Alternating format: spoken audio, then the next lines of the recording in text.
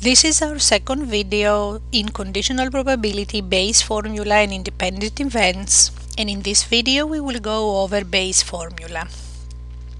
Now remember the formula for the conditional probability. That was the probability of an event B given an event A equals the probability of A intersection B over the probability of A. And let's have an example to demonstrate Bayes' theorem that says a ball is selected from two urns by selecting one of the urns at random and then picking a ball from that urn at random. And what we are trying to find is, given that the ball is blue, what is the probability it came from the first urn, which translates to what's the probability it came from urn 1 given it is blue. And we will use the conditional probability formula to say that it will equal to probability from the first urn and blue over the probability that it is blue. So our job is to find those two quantities. Now, to find the probability that it came from the first urn and it is blue, I need to find the probability that it is blue given that it came from the first urn times the probability it came from the first urn. Blue from the first urn is 3 out of 7, and picking from the first urn out of the 2, because it's random, is 1 out of 2. So therefore this will be 3/7 times 1/2 equals 3 out of the 14. Now, to find that the probability the ball is blue, we need to have all the possible ways we can get blue, and we can get blue either by picking from the first urn or blue by picking from the second urn. Now we know the probability blue and the ball coming from the first urn, but we need to find in a similar manner the probability that it is blue and came from the second urn. So to find this, we will multiply the probability blue given from the second urn times the probability it came from the second urn. There are 5 out of 8 balls that are blue in the second urn, and the probability of selecting the second urn again is a random process, 1 out of 2. Total here comes to 5 out of 16. Therefore, the probability of having a blue ball is 3 out of 14, the ball came from the first urn, plus 5 out of 16, the ball came from the second urn. If we add those in our calculator, we will find them to be 59 out of 112. And now we can use the conditional probability formula.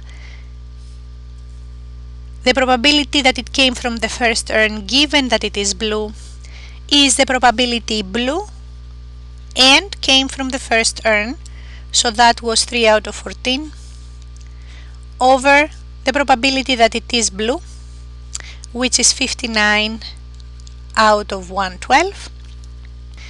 This is equal to 336 out of 826 when I do it in my calculator, approximately 41%. This gives rise to Bayes' formula. Bayes' formula says that suppose we have a sample space S, which is the union of mutually disjoint events B1, B2, and so on up to Bn, and an event A in S, and suppose that A and all Bi have non-zero probabilities, then the probability the event Bk will occur given that A will occur is the probability A given Bk times the probability of Bk, and in the bottom is the probability of all the ways A could possibly occur. A with B1, A with B2, and so on until A with Bn. The most popular way Bayes formula is used is for false positive and false negative medical testing. False positive is when you test positive but you don't have a disease, and false negative is when you test negative but you do have the disease. Consider a medical test that screens for a disease found in 5 people in 1,000. This means that the probability that someone has the disease is 5 out of 1,000, and the probability that they don't have the disease is 995 out of 1,000. Suppose that the false positive rate is 3%. This means 97% of the time a person does not have a condition tests negative for it. So basically it means that it will test positive and not have the disease at 3%, and it will test negative and not have the disease at 97%. Suppose now that the false negative rate is 1%, which means 99% of the time the person who has the condition will test positive, or negative and having the disease will be 0.01, positive and having the disease will be 0.99. The question that we need to answer is, what is the probability a person who tests positive actually has the disease? So we want what's the probability of having the disease given that we tested positive. And if we use Bayes formula, it will be the probability of testing positive given that you have the disease times the probability of having the disease over all the possible ways you can test positive. Probability testing positive given yes times probability of yes plus probability testing positive given that you don't have the disease times the probability that you don't have the disease. Now we already have found these probabilities up above, so we replace them in and we do the math, and the outcome comes to 14.2% of the people who actually test positive really have the disease. Now, similarly, what's the probability a person who tests negative does not indeed have the disease?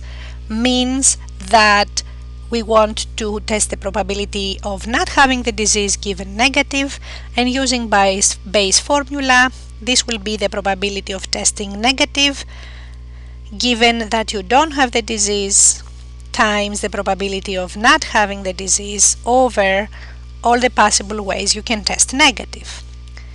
Negative given you don't have the disease